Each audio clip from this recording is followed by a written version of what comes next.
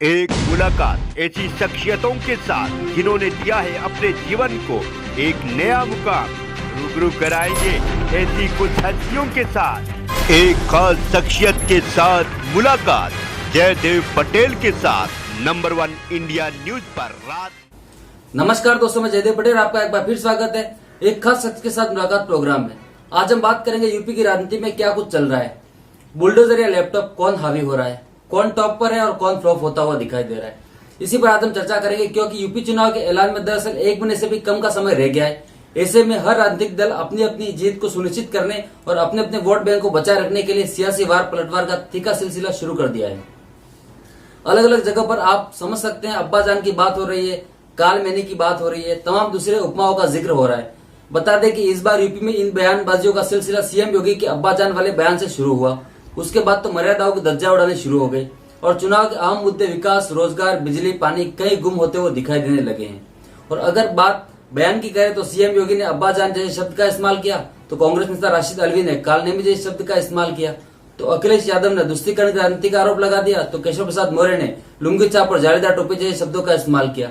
तो वहीं असदुद्दीन ओवैसी कहाँ पीछे रहने वाले थे। उन्होंने तो यह कह दिया कि एनपीए और एनआरसी कानून बनाएंगे तो हम शाहीन बाग बना देंगे। तो ऐसे बयानों को अब ध्रुवीकरण नहीं कहा जाए तो क्या कहा जाए।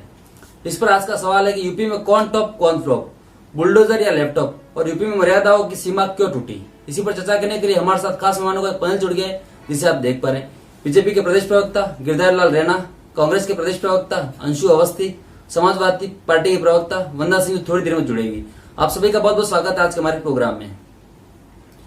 गिरधारी लाल जी, मैं आपसे शुरुआत करता हूं कि ऐसे तो कहा सामने वाले को किस तरीके से मात देनी है उसकी कोशिश हो रही है, लेकिन इस पूरी कवायद में मंदिर को बात, जालीदार टोपी बात, अखिलेश अली जिन्ना की बात तो क्यों करनी पड़ जाती है, अब्बाजान और बुलडोजर की बात क्यों ज्यादा कर जानी पड़ती है, और विकास, रोजगार, बिजली तमाम चीजें पीछे क्यों हो जाती है।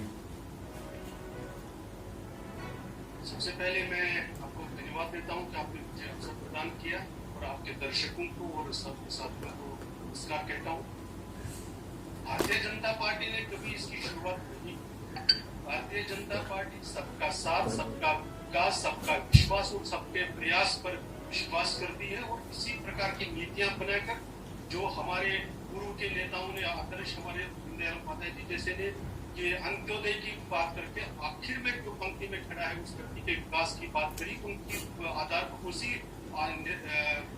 बेसिस पर नीतियों का निर्माण करते हुए हमने सबका विकास और सबके विश्वास के साथ उत्तर प्रदेश हो या देश का कोई भी हिस्सा बिना किसी भेदभाव के विकास की नीतियों को जनता तक पहुंचाने का काम किया है।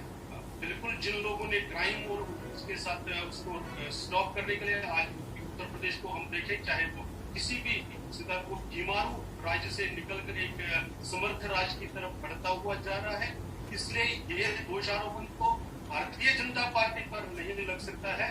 जिन लोगों को अब अपनी कुर्सी को खिसकते और उसमें समझ नहीं आ रही कि हम कैसे अपने वोट बैंक को बचाएं, वो प्रमुख करते हैं, तो उसका स्वाभाविक रूप से किसी को जवाब देना पड़ता है। हमारी तरफ से आप देखेंगे शुरुआत नहीं हुई है। हाँ, जवाब में जब कोई जिन्ना की बात करेगा तो उसमें कोई ना कोई जवाब में कोई नेता अपनी तरफ से बात कह देता है। दूसरी बात है वो रिएक्शन है अपनी तरफ से शुरुआत जी। गिरधारी लाल जी, क्या अब्बाजान से शब्द के इस्तेमाल के बिना राशन हजम हो जाएगा, ये नहीं कहा जा सकता था? और क्या गुंडों को जब परिभाषा देते हैं आप, तो उपमा जालीदार टोपी और लुंगी का दिया जाना जरूरी था, उसके बगैर सिर्फ गुंडा नहीं कह सकते थे? और बुलडोजर की आप बात करते हैं तो मुख्तार अंसारी का जिक्र करना जरूरी नहीं है, किसी और तबके के शख्स का जिक्र क्यों नहीं होता? क्यों आखिर सर लेबलाइजिंग किया जाता है? जय श्री राम और रामराज की बात करने वाले कालनेमी जैसे इस प्रकार के लोगों की जब आप हिंदू की तुलना करेंगे बोको हराम और ये से, दूसरा पक्ष फिर जवाब देता है, जवाब देना पड़ता है, नहीं तो आम जनता में धारणा गलत चली जाती है कि भाई इनको शायद इन चीजों का जवाब पता नहीं। लेकिन सर पर्टिकुलर सर तरफ से शुरुआत नहीं हुई। आपकी बात सही है, लेकिन सर सिर्फ और सिर्फ एक तबके के लोगों को क्यों कहा जाता है सर? सर किसी और तबके के लोगों को क्यों नहीं कहा जाता है? लोगों को देखिए, जो इस प्रकार की बात करती है, आपने, मुझे विश्वास है कि आपको ध्यान में आता है कि एक दानिश रहीम साहब करके एएमयू के स्कॉलर है, जिनसे केवल इसके डिग्री जाती है पीएचडी की, ऐसा सोशल मीडिया पर वो पब्लिश हुआ है प्रेस में भी कि उन्होंने नरेंद्र मोदी जी की तारीफ। अब जब आप इस तरह के माहौल बनाते तो क्या करेंगे आप जी। तो मेरा सिर्फ निवेदन है, पुनः मैं निवेदन कर रहा हूँ कि हमारी तरफ से शुरुआत नहीं है। हाँ, जब इस प्रकार का माहौल उत्तेजित करने वाला माहौल बनाया जाता है तो अपने यहाँ के नेता भी रिएक्शन में कुछ नहीं होना चाहिए, मर्यादाओं को क्रॉस नहीं करना चाहिए। हम इसका विश्वास है और यही करना चाहिए था। यही हमारी सरकार की नीतियां रही है, चाहे वो उत्तर प्रदेश में हो या किसी भी जगह पर। बिना भेदभाव के लिए हम हर भारतीय को एक मानते हैं, भारतीय मानते हैं। डिस्क्रिमिनेशन पीछे जो हुई है उसको करेक्ट करने की बात है। हाँ, इसमें एक चीज जरूर मैं ऐड करना चाहूंगा कि मेजॉरिटी कम्युनिटी या हिंदू समाज को नीचा भी नहीं दिखाएंगे, उसको ये भी एहसास नहीं दिला देंगे कि भाई आप को अपने देश में अपमानित होकर रहना पड़ेगा। ठीक है, वो भी संभव नहीं है, लेकिन किसी के साथ भेदभाव नहीं, अपीसमेंट ऑफ नन, ये अपनी पॉलिसी है और उसी पर हमारी सरकार की नीति है। जी, वंदना सिंह जी आप थोड़ी लेट जुड़ी, लेकिन गिरधारी लाल से बात करें तो उनका कहना है कि आपके वक्त में भी क्या कहा है, क्या कह रहा है, क्या जो कुछ भी हुआ है, किस तरह के नारे चलन में रहे हैं बता दिया है, और आपको भी फिर जिन्ना की बात को आगे क्यों बढ़ानी पड़ी या क्यों करनी पड़ी? देखिए, अभी मैं माफ करिएगा, मैं देर से थोड़ा ज्वाइन कर पाई, इसलिए मैंने आपकी पूरी डिबेट नहीं सुनी, लेकिन जो भी थोड़ा बहुत सुना मैंने जी। ये गलत है कहना कि हिंदुओं के साथ ये हो रहा है, मुसलमानों के साथ ये हो रहा है। आप जाति आधार पर क्यों बात कर रहे हैं भाई? सब हिंदुस्तानी है, सब बराबर हैं, कोई यहाँ अलग नहीं है। हिंदू हो, ईसाई हो, मुसलमान हो, कोई भी जाति का हो, हम सब बराबर हैं यहाँ बैठे हुए। रहा सवाल दूसरी पार्टियों की बात कर रहे हैं, देखिए जिन्ना के विषय में मैं पहले भी कह चुकी हूँ, बात चली थी कि उन्होंने कहाँ पढ़ाई की, इंस्टीट्यूशन की। उन्होंने कहा उन्होंने उसी इंस्टीट्यूट से पढ़ाई की, बैरिस्टर बने जहाँ से हमारे पटेल और ये लोग पढ़े। इसमें कौन सी गलत कह दी गई भाई? आप इतिहास के पन्ने तो नहीं बदल सकते। आता है दूसरी चीज, अब शब्दों का, ये जो प्रथा शुरू हुई है ये माननीय भाजपा माननीय लोगों से ही शुरू हुई है। मेरी इतनी लंबी उम्र में मैंने तो नहीं सुना था इस तरह के शब्दों का प्रयोग करते हुए, जिस तरह दूसरी नेताओं के बारे में, दूसरी विपक्ष पार्टी के नेताओं के बारे में इस्तेमाल किया जाता है। किसी को कुछ बुलाते हैं, किसी को कुछ बुलाते हैं और सोचते हैं कि इस तरह की शब्दों का, भाषा का प्रयोग करने से कि आप बहुत ऊंचे दिखते हैं। जी नहीं, जग हंसाई आपकी होती है। और रहा सवाल मर्यादा का, मर्यादा कौन मांगता है? इसमें आप देख लें, इनके आप नेताओं के भाषण देख लें, इनके प्रवक्ताओं की चर्चाएं देख लें। इतना अहंकार, इतना अहम कि लग रहा है कि बस देश कभी पहले कभी हुआ ही नहीं, ना कभी आजाद हुआ। देश ने सांस लेना ही शुरू किया 2014 से। जी। इनकी कथनी और करनी में बहुत फर्क है। वंदना सिंह जी, बात तो ना करें बैठ के यहाँ। वंदना सिंह जी, आप तमाम बातें कर रही हैं, मान लिया कि आपके मुद्दे अलग हैं या आपके स्वभाव में सैलाब आ रहा है, लेकिन तो फिर आपको चिलमजीवी जैसे शब्द इस्तेमाल करने की जरूरत क्यों पड़ जाती है? क्या भाषा आपकी नहीं बिगड़ रही है? मैंने सुना नहीं आपको ठीक से, फिर से दोहराएं सवाल। मैं ये कहना चाह रहा हूँ वंदना जी कि आप भी तो चिलमजीवी जैसे शब्दों का इस्तेमाल कर रहे हैं, तो आपको ये क्यों करना पड़ रहा है? देखिए, ऐसा कोई शब्दों का इस्तेमाल लोगों ने नहीं किया है कि जिसमें दूसरे पार्टी के नेताओं का या किसी का अपमान किया जाए। नहीं, आप एक वाक्य ऐसे बता दें जहाँ पे हमने इस तरह के शब्दों का इस्तेमाल किया हुआ है। ये लोग इस्तेमाल करते हैं। अरे भाई, वो जिन्ना का भूत क्यों ला रहे हैं आप बार बार? जिन्नावादी है, ये है, वो है, मुद्दे पे बात करिए ना। फिर कहते हैं हमने विकास बहुत किया। अरे विकास बहुत किया, गिनवाना शुरू करिए। धरातल पे कौन सा विकास उतरा है?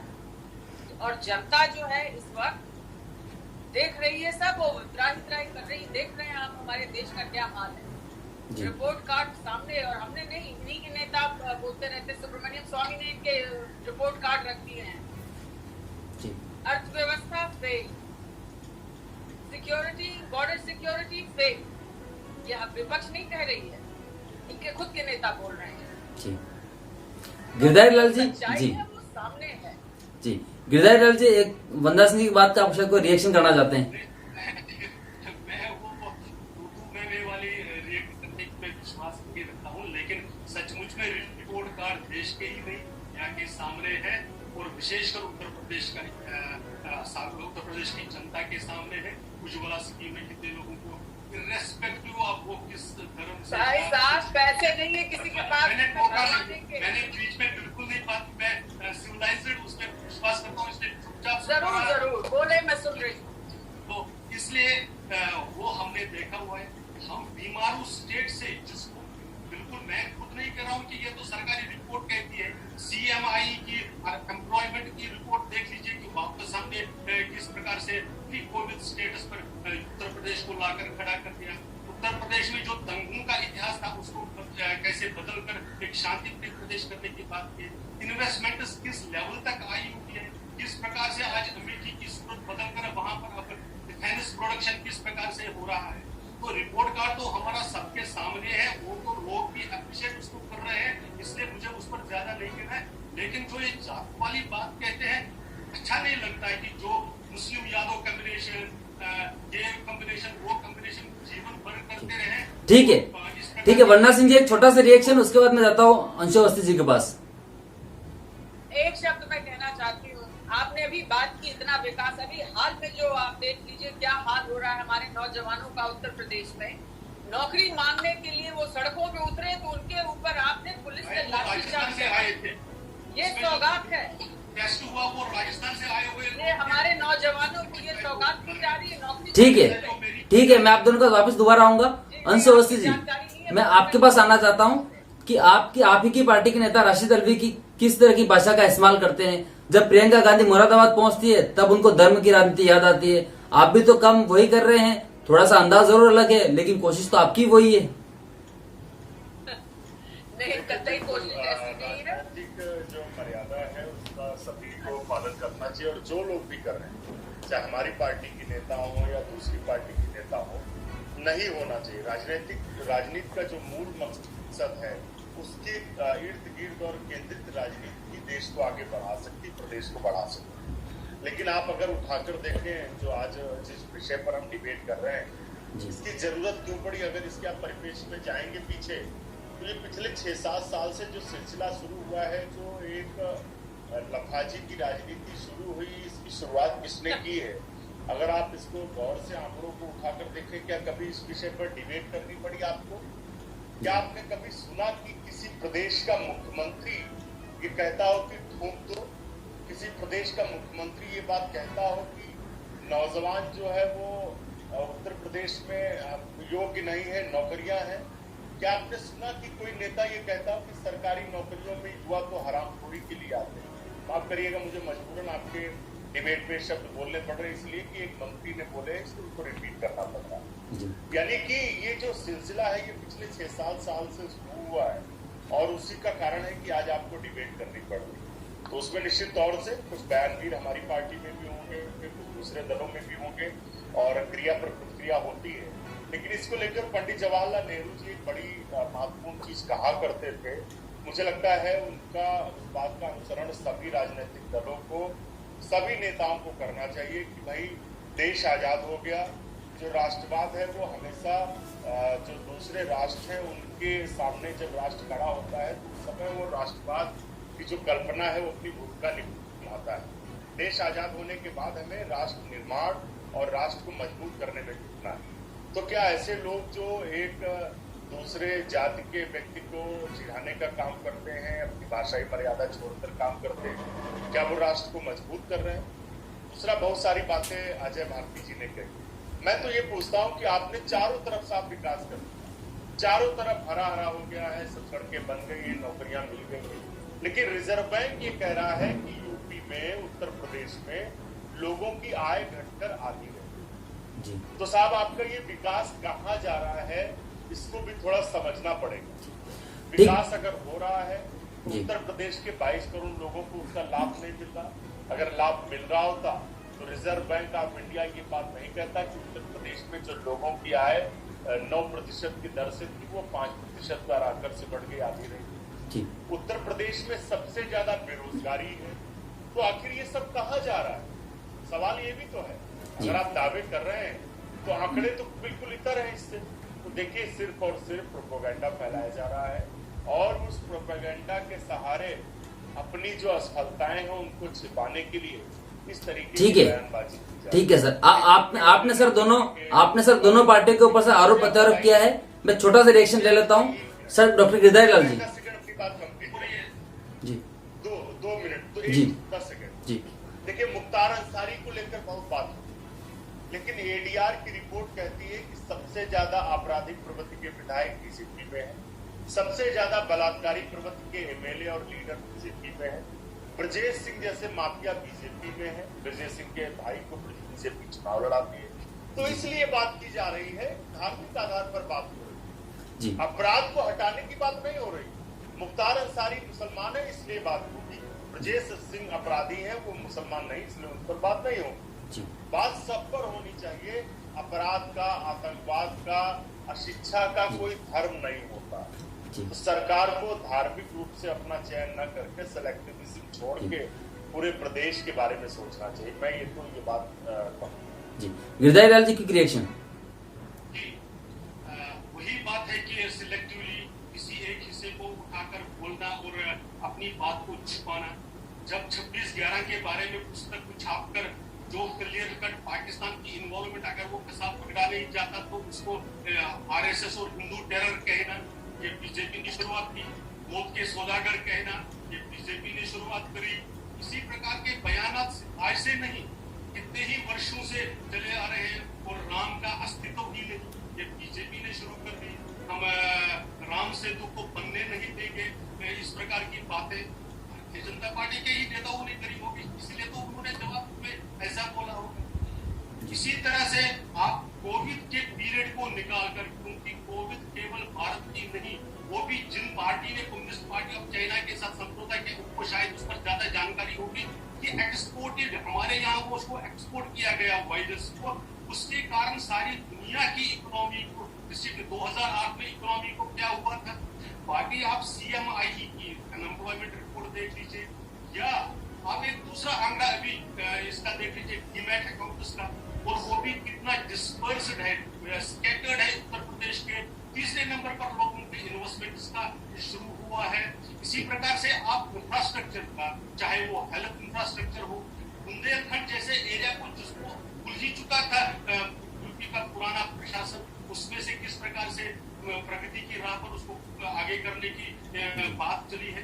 तो उत्तर प्रदेश में किस प्रकार से योगी सरकार ने, भारतीय जनता पार्टी की सरकार ने किस प्रकार से ऑलराउंड डेवलपमेंट की एक नींव शुरू की जिसको आगे बढ़ाया जाएगा, इसकी सारी जनता को हमें बताने की जरूरत है। जनता को ठीक है।